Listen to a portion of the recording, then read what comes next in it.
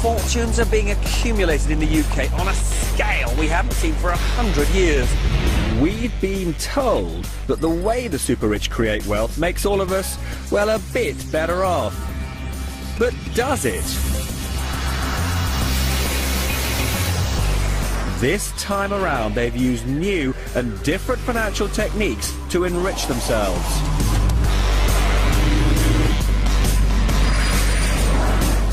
And right now, they're the big winners, and we seem to be the losers.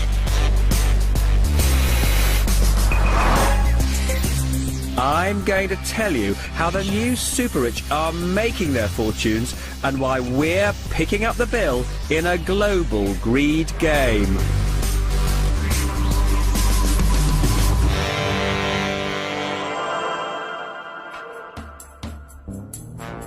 In the past few years, the City of London, financial services, have contributed a third of all our economic growth. London is the capital of capital. London, for the international community, is a beautiful city. A lot of people are living in London that they might find interesting to meet. It's got the restaurants, it's got the clubs, it's got the bars, it's got the decent hotels, it's got the nice houses. It's safe, it's secure. There's a lot going for it. More than 50 billionaires call Britain home. Not since the 19th century have there been such opportunities for so many to make quite so much money. At least 30,000 Brits now earn more than £500,000 a year. In 2006, 4,200 city executives took a bonus of £1 million or more. And among hedge funds alone, 150 people have been earning more than £20 million a year. The only other period we have seen similar accumulation was during the Industrial Revolution in the Victorian age, when the whole raft of Victorian industrialists made massive fortunes very quickly. But even that was over a period of 40 or 50 years. This has been in the last 10 years.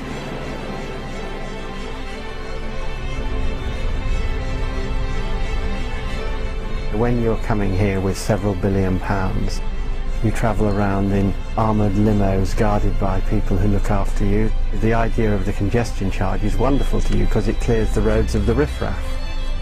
You can get out to a private airfield quickly to get on your jet to go and see far-flung operations as part of your empire. And they've created ghettos of fabulously expensive property. This house in North London recently sold for £50 million. The new owner will be spending probably another up to £30 million creating what will probably be the most desirable house in the world.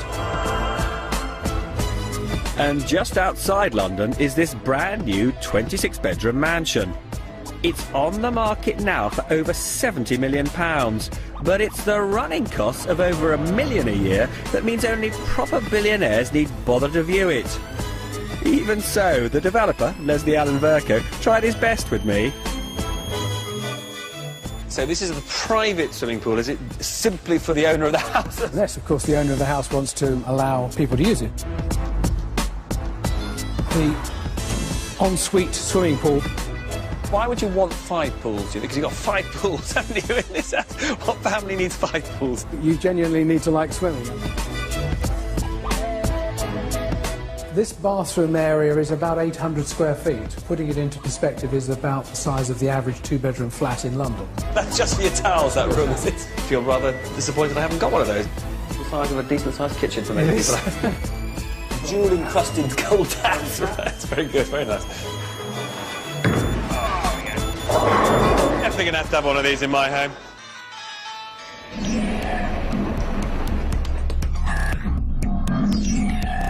So how have all these people become super rich in such a short time? Unlike the past, it's not been about finding new resources or exploiting new technology. The answer lies in how they've conjured with money itself.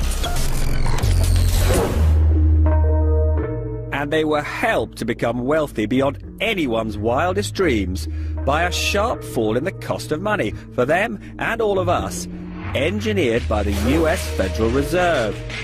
It sets interest rates for America and, in a way, for the world. A clear September day.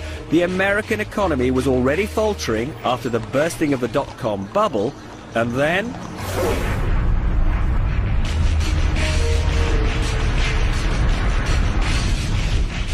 the world's most powerful central banker, Alan Greenspan, feared the terrorist outrage would further undermine the confidence of businesses and consumers, so he kept interest rates unusually low. American interest rates were tonight cut by 0.5%. The Federal Reserve base rate now stands at just 1.25%, the lowest for 41 years. After the bursting of the dot-com bubble and 9/11, Greenspan slashed rates to just 1%. And the supply of credit soared because the great exporting nations, such as Japan, China, and those of the Middle East, were generating vast surpluses and lent much of their cash to us in the West. Finance is global, so it became cheap to borrow money anywhere. For private individuals, and especially for businesses, tycoons, and financial institutions, they went on the most frenetic borrowing spree the world has seen.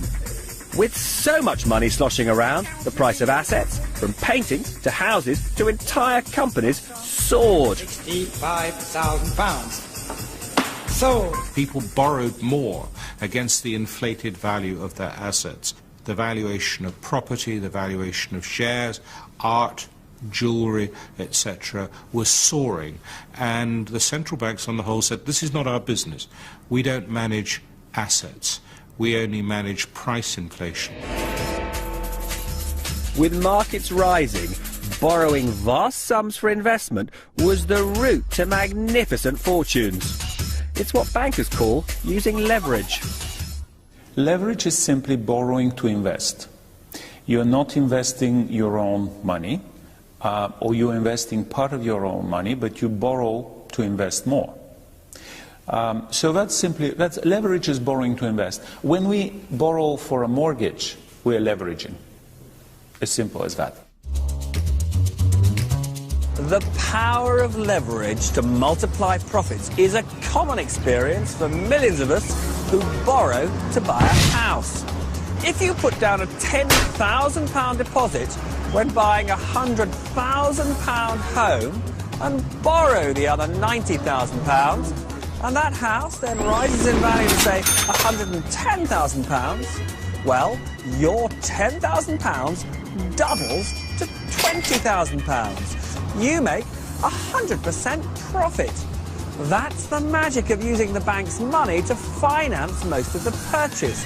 And in a rising market, the more you borrow, the greater your profits. The level of debt that became available for deals became very, very high. And what was really uncomfortable was that not only was it a high level of debt, but every passing month you could get more and more debt. With debt so cheap, deal makers were borrowing mind-boggling amounts to invest in financial markets, in property and in commodities, or to buy entire companies. Banks were willing to lend in multiples that they'd never known before. The past 5-6 years have been unprecedented in terms of cheap debt, quite frankly. And have we benefited from that? Absolutely. You know, I would rather be lucky than clever every time. So we'll take every bit of luck that's going our way. And for Tom Hunter, Britain was a pretty good place to be, because since 1997, Labour has tried to make the United Kingdom a land fit for the new super-rich. Well, I think, first of all, you've got to thank your lucky stars if you are an economy which has the vibrant and successful industries to a disproportionate degree, because that is generating wealth that you can do something with. So it's better to have the wealth generated that you can do something with than not have the wealth generated at all. There was a time, however, when our Prime Minister was explicitly hostile to the idea that tax rules should favour the super-rich. The Chancellor and the Labour Treasury will not permit tax relief to millionaires in offshore havens. We will end a situation where millionaires can pay no tax. But in government, Gordon Brown changed his mind. Labour feared that the super-rich would flee Britain if they had to pay the same rate of tax as the rest of us. And if enabling them to stay meant a widening in the gap between the super-rich and the rest of us, well, Gordon Brown believed that was a price worth paying for the benefits that might accrue. We want the best people in the world to come here because the spin-off and the clusters and the multiplier effect of them building businesses within our country is phenomenal. And why not have the best in the world right here? We've had the extreme case. There are people in my industry who have literally lived in the country more than 40 years and claim to be non-domiciled and pay very little tax. Now that seems to me, both politically and indeed, at some danger of the word, morally, fairly repugnant.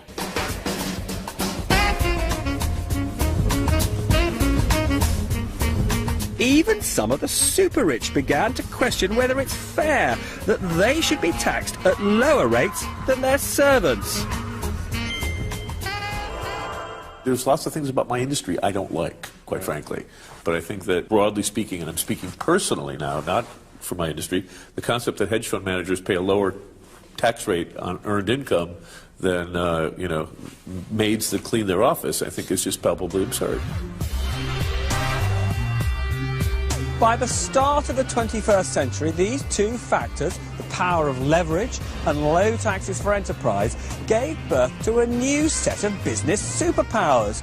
Among them are the private equity firms who borrow huge sums of money to buy whole companies. Private equity has demonstrated that if you go into situations in the company sector with clarity of purpose, strong drive, determination, a readiness to pay people incentives to do the difficult things, you can make big returns. And again, you make big returns, particularly when there's lots of cheap money around the place. And the fact that their success was over-amplified and magnified by the macroeconomic environment they were operating in, which made them very lucky and I suspect made some of the rest of us rather jealous. Some of Britain's best-known businesses have been taken over and sold on by private equity for billions in profits. They include the AA, Saga, Homebase and Travelodge. The technique used by private equity of buying companies with borrowed money is also employed by Philip Green. He owns much of the British High Street. I think we probably own about 12. Dorothy Perkins, Topshop, Burton Wallace, Topman, BHS. That's a nice piece of real estate, isn't it? We actually own that. It's probably worth in excess of 200 million. Sir Philip and his family pocketed a £1.2 billion dividend in 2005, the equivalent of the pay of 54,000 British workers on average earnings. And there was no tax to pay on it here because it was received by his tax exile wife, Lady Green. We had an extraordinary period of economic growth and confidence. This is the critical factor, sentiment. Confidence was very high. The masters of the universe seemed to be getting it right. They had been producing extraordinarily high profits, great returns from their private equity funds. It hasn't just been private equity making billions out of borrowed money. Hedge funds have become the largest dealers in shares and securities across the globe. They make their money by betting on price variations, however small, between what they can buy and how much they can sell for. And they too use borrowed money and leverage to generate spectacular profits. Private equity will take control of a company. Hedge funds will trade a company. It's a very different, they'll trade the shares of a company. So it is a very different beast. And how much do you have under management in total? We've got about $10 billion. Hedge funds are enormously powerful now in the financial system. There's a lot of them. They manage a great deal of money. They're not regulated by and large. They're usually in offshore jurisdictions where they are not regulated. I would say that the top 3 trading institutions in the US Treasury market, which is the largest securities market in the world, are in fact hedge funds. They're not banks. The only serious risk for a hedge fund is that if it consistently loses money, the backers will take their funds back. You can lose money. You're allowed to make a mistake once, but if it's a bad one, you're gone. I mean, it's a very fragile. I mean, there is high return in that industry, yes, but you could also very quickly lose the appetite for risk that clients have in you or the interest of clients. So no, it's very severe. Nothing is taken for granted because you are the ultimate risk taker. And you here manage how much money now? Now we have around $4.2 billion. Using funds from wealthy investors and huge amounts of borrowed cash, colossal fortunes have been accumulated by hedge fund managers. In 2006, an estimated 10 of them earned more than $500 million each, and 5 are thought to have trousered more than $900 million in that single year.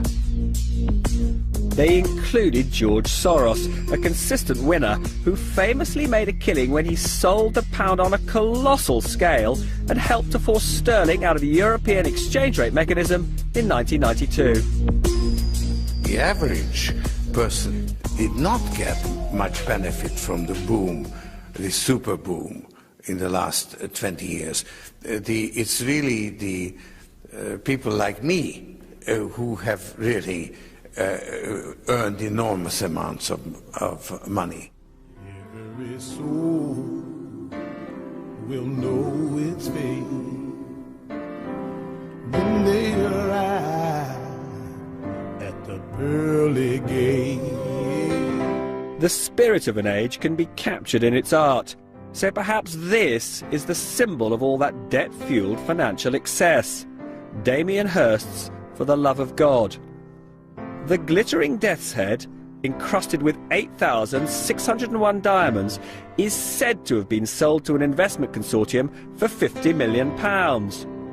But the details of its sale are shrouded in secrecy, as are so many of the transactions of the new super-rich.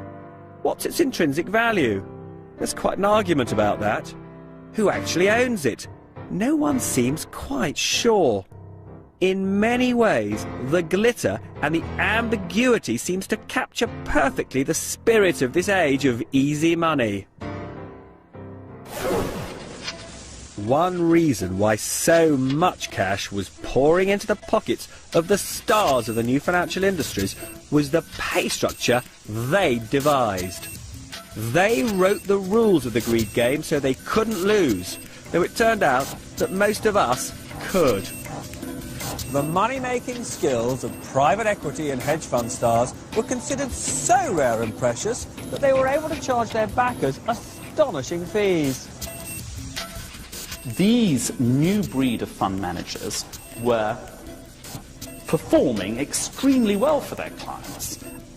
So if you gave them £1 billion, and if they turned it into £2 billion, that's £1 billion profit, they'd take 20% of that as a success fee.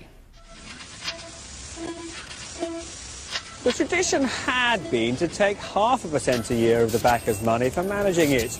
But private equity and hedge funds charge much more. A basic fee of 2% a year on all funds under management, plus 20% of all profits. This was jackpot capitalism. So long as that remuneration structure persists, so it's an asymmetric bet, it's a one-way bet. If he makes a great deal of money, then he gets his 20% plus of it, and if he loses money, well, it wasn't his. And I think once you've got that, and that leads to earnings, in some cases, of literally hundreds of millions of dollars in the hands of individuals, they're unlikely to change. If you'd got a deal that you did for $1 billion, sold for $1.5 billion, made $500 million, you'd get a 20% carried interest on that, $100 million. you'd probably have taken 30 or 40 million out of it in fees. The reason private equity charges what are considered to be high levels of fees is there are relatively few people in the private equity world and there are relatively few new entrants into that world. It's quite a rare combination of skills, and the results, the financial results that the industry is able to deliver to its investors means that the investors are continuing to pay those fees. Not only were the rewards massive, but the bet was one way. Using borrowed money meant taking 20% of the gains, but leaving all the losses for the original investor. And what began to motivate many wasn't pretty. Do you think greed got the better of some people in that period? Well, I don't know that it was greed. I think it might have been enthusiasm. I think in every cycle, it always works the same. People who are doing something keep doing more and more of it. They lose a little of their grounding in terms of the amount of risk that they're taking. Because the rewards on offer from hedge funds and private equity firms were so huge, the big banks saw much of their talent defect to them. So the banks too had to offer their more financially creative employees the opportunity to pocket around 20% of the gains. Individual bankers now had the opportunity to play the greed game with their organisation's money. It's particularly awe-inspiring when you get back to this central point that the main things which have driven people's ability to earn that remuneration, not every single case, but the majority of cases have been two things: a bull market and access to the bank's capital.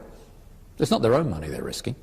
What's the sort of minimum, do you think, in the last 2 or 3 years that a fairly mediocre, middle-ranking trader or investment banker at one of the bigger houses would have expected to take home? You're probably talking about $1 million bonus in those circumstances. And how high does it go? There isn't any limit. And as the greed game intensified, other professionals joined in. They were eager to facilitate the deals which would reward them, rather than ask awkward questions about all that debt that was being heaped on the system. Everybody else joined in. The investment banks who are selling companies, the accountants who are increasingly doing less and less work to make deals happen quicker and easier, the lawyers who are finding their ways through difficulties by pretending they weren't there. Everybody contributed. It was a big bubble. And people made a lot of money out of doing as many deals and as big a deal as quickly as they could. If you were a Wall Street investment banker making $3 million a year, you were on top of the world. You were the master of the universe. Suddenly, that banker making $3 million is looking at the hedge fund guy who he used to work with making $3 billion or maybe $1 billion a year. So it's created this big class warfare and envy between what I call the haves and the have-mores. Many of the have-mores feel a visceral desire to prove their superiority over the mere haves. So there's quite an industry catering to their needs for those little extras. Meet Charlie, who provides what they want, however eccentric.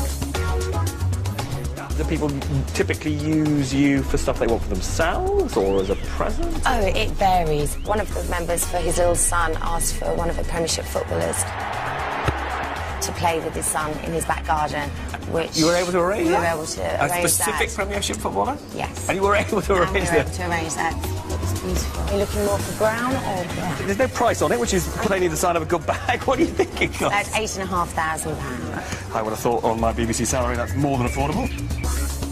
We now have requests of submarines. No, really? Yeah, so they have their own submarines made. You can speak to someone and create your own submarine, which is definitely unique and different. Yeah, unique and different. I think I'd probably find myself feeling a bit claustrophobic Definitely. in there. Couldn't sunbathe, could you? One of our members called last week asking for a jet fighter for her garden. Well, she wanted a jet fighter just in her garden. In her garden. As an ornament. Yes, that's all she wanted. Why? I don't know why. We don't ask. We just say, of course, madam. We have to come up with more and more extraordinary experiences, whether it be living with a tribe in the Sahara for 6 weeks, to challenge yourself and your mental state, through to, climbing Everest. We have a Valentine's Day extreme event where you can have supper with your wife or your husband on an iceberg up in the Arctic. To walk onto boats that are, and boats probably isn't a great description of them, vessels, that are larger than most homes that I've been into, that are 200 feet long, that can only go into limited ports because only so many ports can handle them. But to walk into staterooms that frankly you would think you were in the Palace of Versailles or Buckingham Palace or the White House, it is pretty amazing. And every time I walk onto one of these boats and have the opportunity to tour them, it continues to take my breath away. With such a boom in full swing by 2006, it looked like nothing could stand in the way of the players in the greed game. And yet the very methods they used to make all that money contained flaws that would topple them, derail the world's biggest economy, and cause mayhem for the banks on which we all depend. Low interest rates didn't just make it cheap to borrow, they gave little incentive to save. And this had significant consequences for the banks, which needed to raise money to meet the inexhaustible appetite for loans. The first thing is that we had a significant decline in savings rates. So the deposits fell. The banks could not necessarily provide all the funding for the products they got demand for simply from deposits. So they had to look for other forms of funding. And one of the forms of funding was to repackage some of the assets they have, sell them onto the market, get cash for that because they're transferring the assets away, and in this way they have now more cash and they can start lending again. So in America, Wall Street banks started by selling good quality loans to raise money and then looked at what else could be sold. There was this machine that Wall Street created which was really remarkable. And they kept on pressing this technology to the point where they said, well, prime mortgages work. How about we expand this technology to include less creditworthy home buyers? With no income verification, no bank statements, and no tax returns needed. And with this no documentation loan, Greenlight Financial Services gives you the choice. Individuals, often those with the worst of credit histories, were given the opportunity to borrow to own that cherished home. They were known as subprime borrowers, and there were truly frantic attempts to lend to them. The ads would be, literally, just released from prison, never had a job, can't document that you are even a citizen. Please come down. We would like to make a mortgage for you. In Cleveland, Ohio, the mortgage brokers wouldn't let any opportunity to earn a commission slip away. They came out to my job. It was a snowy day, and I was told if I wanted the house, I had to sign then there on the spot. So I just signed hurriedly. I was looking for a place for my children and myself, and it was like either you sign or you don't have a home. So I just signed. My Heavenly Father, The mortgage brokers which supplied subprime loans to the likes of Eleanor Hall didn't keep those loans on their books. The capital for those loans came from banks on Wall Street, and after the loans had been made, they were sold by the banks at a profit to investors who might be thousands of miles away in Europe or Asia. The new model says I make the loan, I package it up, I sell it on to somebody else, it's gone as quickly as possible, and there is no ongoing or continuing involvement or relationship or responsibility on behalf of the lending bank. Every time a mortgage was given, the broker took a commission. Every time those mortgage loans were sold on by the banks that extended the credit, the banks booked a profit. And because the banks had sold the risk of that loan going bad to someone else, there was little proper incentive to impose proper checks that the borrowers really had the means to repay their debts. subprime, you go from 4 times income to 8 times income. You go from checking the incomes to not checking the income, from doing proper valuations to using Google Earth and postcodes to value houses, which was done. So everything was driven far too far. Do you own a house? Are you looking for lower mortgage payments? Yeah, who can help me with that? Cal can. There was a torrent of cash for subprime loans thanks to a banking breakthrough called structured finance, which turned risky loans into supposedly safe investments. This is how it works. Here are 3 risky subprime borrowers. And over here are 3 investors who buy investments created from their mortgages. One investor loves risk, one likes a bit of risk, and another hates taking risks and wouldn't normally lend to a subprime borrower. Now here's the great innovation known as structured finance, which persuades the low-risk investor who controls billions to lend to our subprime borrowers. I'm a clever banker, well, let's pretend, and I'll mix these 3 mortgage loans together and create 3 new investment opportunities.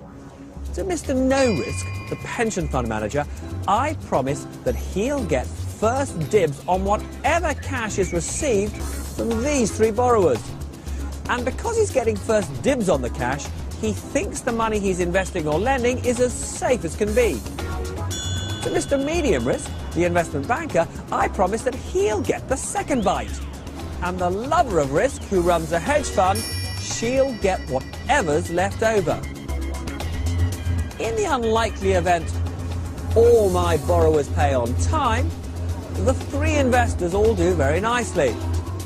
If one borrower gets into difficulties, well, we sort of assumed that would happen, and my investors are still pretty happy. But if none of them pay, then they're all facing losses and are pretty upset, especially Mr. No Risk.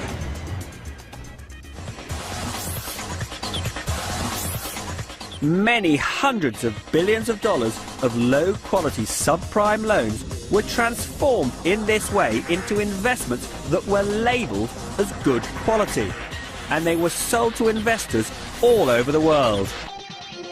It was a worldwide phenomenon. This risk really was taken out of Boston, out of Massachusetts, and really spread, almost atomized like a fine mist around the world. And what was the motivation for selling quite so much debt? Basically greed, quite frankly. But by repackaging them into these more exotic vehicles, we could then yet again front-load the fees. And I can't stress how important it is. The self-interest being moved forward in this process. The market was booming. So if you go back to 2006, you'd probably be talking 1.7, 1.8 trillion of market volume. Not only my bank, but many banks, talking about the overall market. That's a significant amount. So everything is positive, bullish, there's fire going on. So the overall market gets into a frenzy. Most of the world's big banks, from Citigroup and Merrill Lynch in the US to our own Royal Bank of Scotland and Barclays, were stampeding to make profits by turning risky subprime loans into supposedly high-quality investments. A situation where a guy who's organising bank debt could take home a bonus quite literally 40 times his salary does bias behaviour. The guys wanted to do deals. Everybody has to get on board or they'll be left behind. They couldn't refuse to play because if they did, they wouldn't have been bankers. The banks would have lost clients and so on. The markets can't help. They have to go to excesses of euphoria and despair. But the quality of the investments was not what the bankers thought it was, because more of the borrowers defaulted than they expected. You guys ready? Let's start this. Get this eviction on the roll here.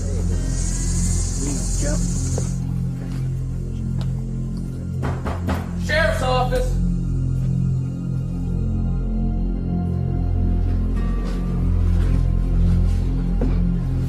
I started, we were getting about 12 evictions a week. Now we're getting 90.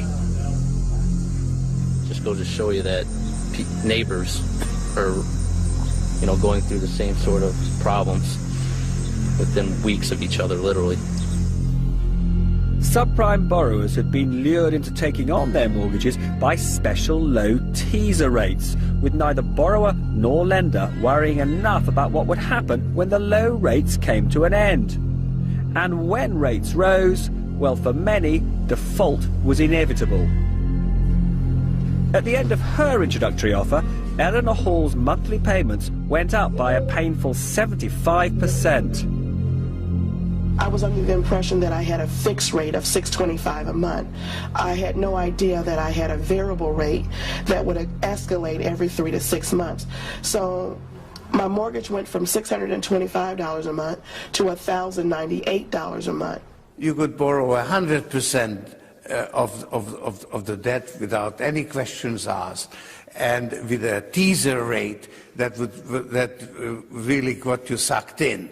The very word teaser rate gives the game away. The essence of good banking for millennia, that the lender is supposed to check whether the borrower can actually repay, had been lost. When I grew up and I looked at banking and was in banking indeed, what used to happen was you went to see a bank manager to borrow money and he lent you the money and made sure that you paid it back, or tried to make sure that you paid it back. As soon as you divorce those two things, you're in trouble. In the stampede to do deals, banking common sense had been abandoned. But for years the danger was ignored, because all those dodgy loans had been converted into investments that had a AAA rating, which in the past had always meant that they were ultra safe. When something is rated in the financial community AAA, the assumption of everyone is that it just can't go wrong. In all of my years in finance, which is now getting pretty close to 40 years, I've never seen a AAA default.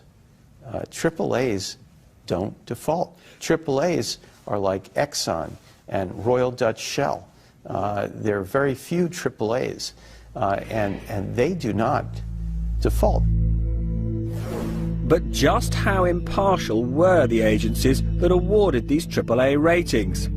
After all, they were paid by the banks which wanted to sell the investments as AAA. None of us would hide the fact that we are paid by the issuers of the bonds, and that does create a potential conflict of interest. What we would point out, though, is that we have a number of ways of managing that conflict to ensure the integrity of the work that we do. But when giving the AAA rating, the agencies didn't actually go back to the subprime borrowers and check that they'd be able to repay their loans. We do not do underlying due diligence. We do rely on information that's given to us. The investor community was aware of that, or should have been aware of that, because it was public fact. Eventually, the simplest and oldest financial logic would reassert itself. The thing people forget about borrowing money is you've got to pay it back. That's a golden rule that I learned at my father's apron. And someday the bank's going to come and say, can I have my money back? And then you say, oh, well, it's in this house, which isn't quite valued what I paid for it, and therefore I need to sell it, and therefore, you know, it all unhinges. The bankers and rating agencies had been too clever for their own good. They based their AAA ratings on historical data. They looked at how many subprime loans had gone bad when the market was tiny and used that information to calculate how many would default as the market grew and grew and grew. It turned out to be a catastrophic error. The red light was November 06, a bit more than a year ago, when what you call the first pay default, a very important figure, i.e. people who have borrowed and at their first payment, 6 months after borrowing, are not paying the first interest. That's pretty significant. First pay default historically was 1.5%, 1 to 2%. In a matter of a month, that figure jumped to 5–6%. That was a clear sign when you have people not paying that you should be worried. Default rates were bound to rise as subprime loans shot up from being 1 in every 13 US mortgages in 2001 to 1 in every 4 by 2006.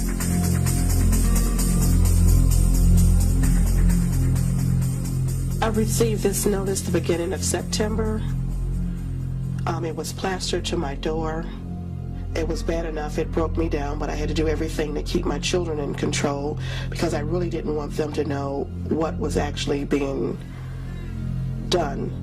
Eleanor Hall, like thousands of others, can't pay and has been made homeless. I don't ever see myself owning another home. I just don't see it. I don't trust. I'm always looking over my shoulder. People I thought had my best interest, they was only out for $1. Here's what really shocked the bankers. Subprime loans were going bad faster than any other kind of loan, in a wholly unprecedented way. In the past decades, it was always the case that the general population would default on everything else in order to keep their house at default. Credit cards at default on their loan to buy their fridge, they default on their car loans. And then finally they would default on their mortgage. They're keeping their credit card current and they're defaulting on their mortgage first. This has never been seen before. When the scale of losses from subprime loans could no longer be ignored, the holders of all those AAA investments made out of subprime loans had a horrible awakening. In August 2007, a big French bank, BNP Paribas, sparked a global financial panic when it announced that it couldn't value its holdings of investments created from subprime loans. When BNP came out with that, this was a moment of saying, it's time to go home. Children, the party's over now. Banks became reluctant to lend to each other because they weren't sure which of them were holding the subprime poison and whether they would ever get their money back. The multi-trillion-dollar money markets that underpin the global economy seized up. The speed at which it happened, the way in which financial institutions just, withdrew from the market because they were worried, I think that was unprecedented. And it surprised politicians, it surprised regulators, and certainly surprised the banks.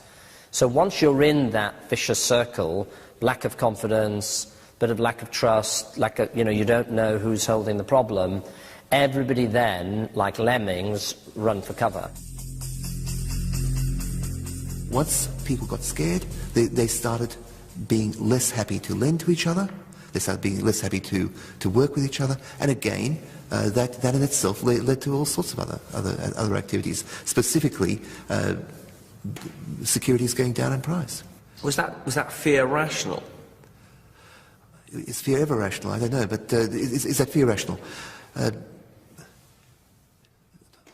give you a short answer, yes. The fact that people did not know the full exposure to the subprime area or to the SIV area or whatever, yes, of course, if you don't know something, being fearful is rational. Once the river of money stopped flowing, with banks and financial institutions loath to lend to each other, there was a very high-profile casualty in Britain. One of Britain's biggest mortgage lenders needs emergency support from the Bank of England. Northern Rock has problems raising money because of the crisis in the financial markets. Yeah, absolutely clear. There is no suggestion that this business is fundamentally bust, but merely running out of money in this way for a bank is extraordinarily serious. The company was very successful because it was taking a tremendous amount of risk. Northern Rock went to the brink of insolvency because its business was dependent on raising money by selling its mortgages to international investors. And when investors were burned by losses on subprime, they refused to buy any mortgages, Northern Rock's or anyone else's. They were actually possessed of enough capital to survive approximately a 1-week shutdown in the capital markets. That was all. Banks across the world, in Germany, France, Switzerland and the US, have lost tens of billions of dollars and have had to be bailed out by governments or by investors with deep pockets.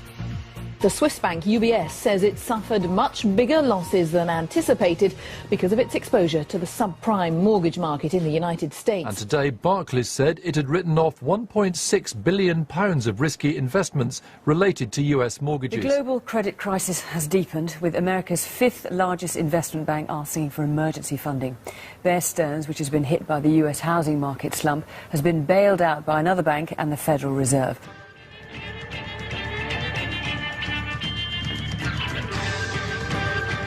Some of the bankers responsible for the financial losses are losing their jobs. Bonuses of investment bankers are going to fall drastically now that you're discovering that a lot of the banks, investment banks, are taking billions of dollars worth of write-offs, and these people are getting kicked out unceremoniously out of their jobs. As for those companies bought by private equity, well, if they took on too much debt, they'll experience difficulties, which would be bad news for their investors and employees. There are some clear examples of loans which are looking dreadful now. Some of the leveraged buyouts done at Fatface, the retailer, Countrywide, the estate agent. The loans on those companies are being dealt with regularly now at discounts of a quarter or more to their face value. So clearly there are some bad loans out there. But many of the super rich who helped create this unsustainable boom are sitting pretty. There are a lot of people who have made enormous amounts of money, created great mayhem, and I'm afraid they're not going to get hurt greatly by what's happening now. There is, I understand at the moment, for example, quite a shortage of high-end hotel rooms in the Caribbean, Richest and similar places, because these people have got nothing to do at the moment and lots of money. Having trousered so much, the super rich apparently have a problem many of us would love. Very top-end people are very liquid, have made a lot of money in the last 10 years. In fact, probably find it quite difficult to spend the money they've earned. And that's why companies like us, I think, are very successful, because we help them spend their money.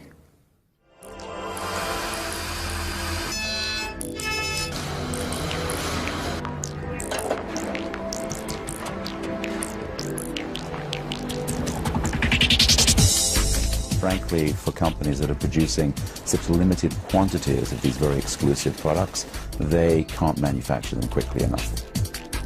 There's a new Rolls-Royce, the drop-head coupe, that was launched last year. If you were to walk into your Rolls-Royce dealer today, if you were lucky, you would maybe get one in 2 years. They continue to indulge in their passions, and I don't see that changing anytime soon.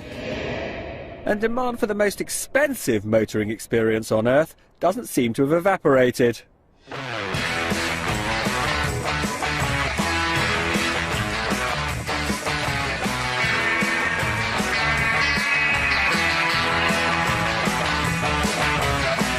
The car is not only the most expensive and fastest car on the planet, but it's also one of the most usable cars. The customer who pays 1.1 million euros plus tax gets a car which is really second to none.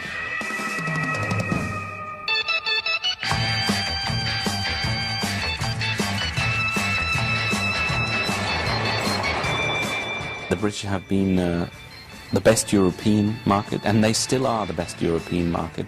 They are only the second to the US. Our best dealership in the world, our single dealership in the world, is Jack Barclay in London. So for the super luxe industry, price cutting isn't on the agenda. The $1 million watch cannot be affected by no price. That's the extreme. The extreme is safe. At the 1 billion, there will always be demand for $1 million watch. That is for sure. And if you want to build a new watch brand and you want to go safe, start with 1 million, your first price. Then you are safe.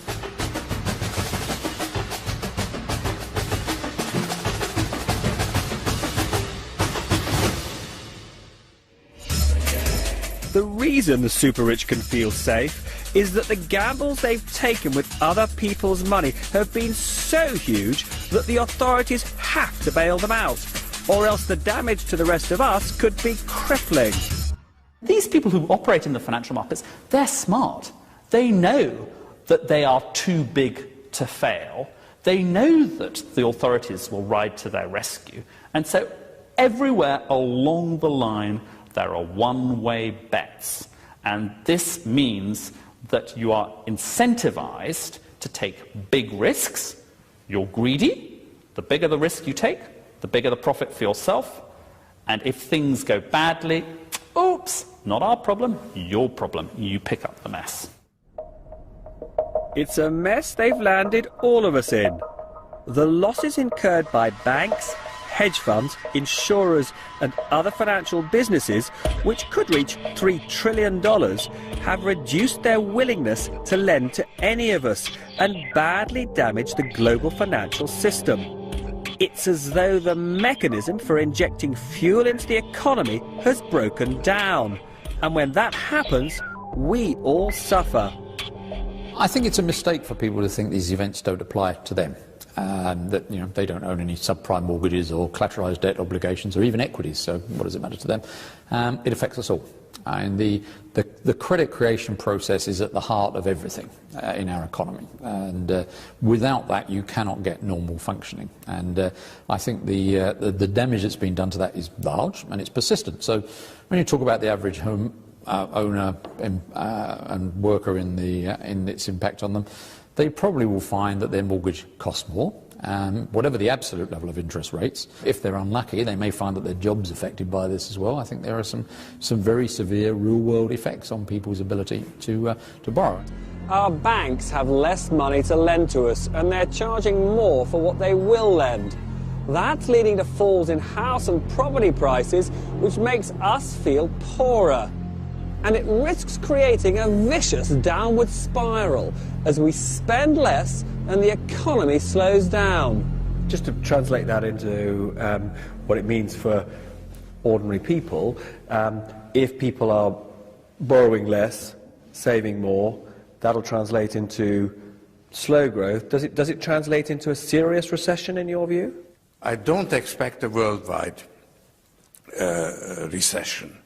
I do expect a recession in the United States, the severity of which cannot be predicted. As a result of recent budget changes, the British tax system may no longer be quite so favourable to the new super-rich as it was. But what about the widening income and wealth gap between the super-rich and the rest of us?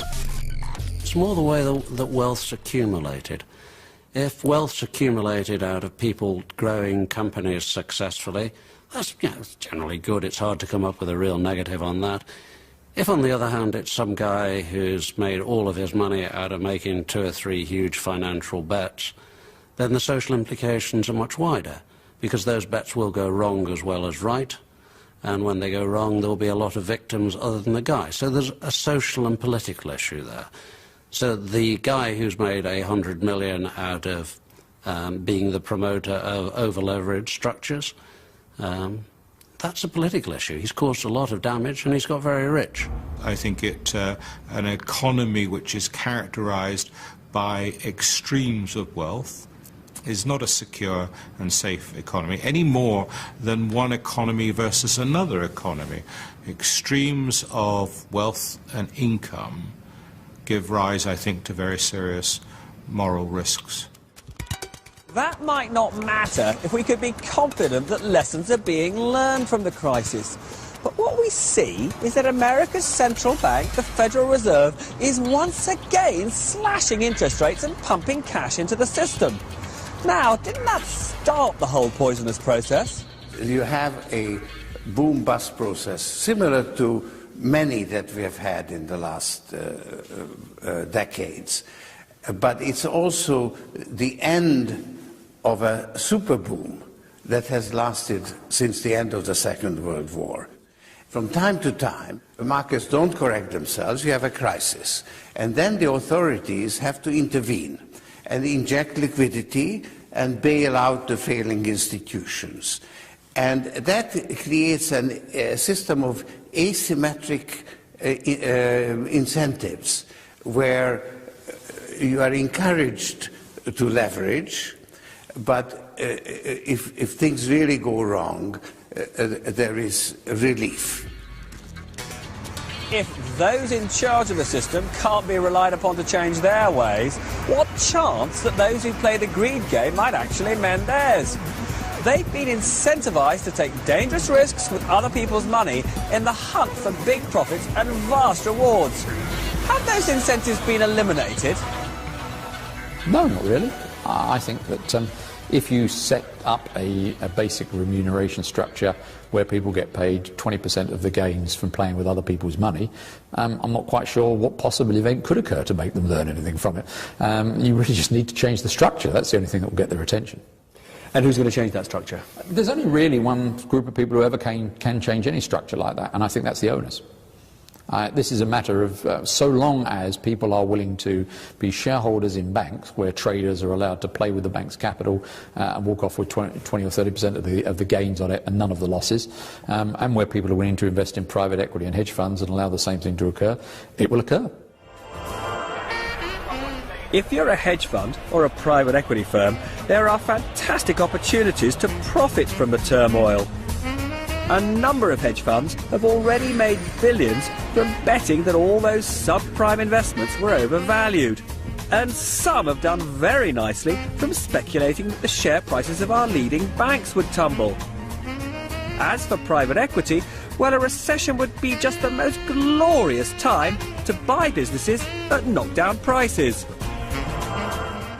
Is this actually a period of tremendous opportunity for a firm like you? Yes, it's going to be a great opportunity. The real golden age comes when you have a mess. You have economies that are on their back, capital inadequate, and when you start buying businesses at that part in the cycle, you inevitably do extremely well unless you're too early. Right now it's a little bit too early, but as you wait and this develops, it'll be a great time to be buying businesses. So there are still plenty of opportunities for the new super rich to increase their fortunes, even though the global financial system is in intensive care and our prosperity is threatened. With the greed game still being played, if we're not going to end up the losers again, the rules will need to be rewritten.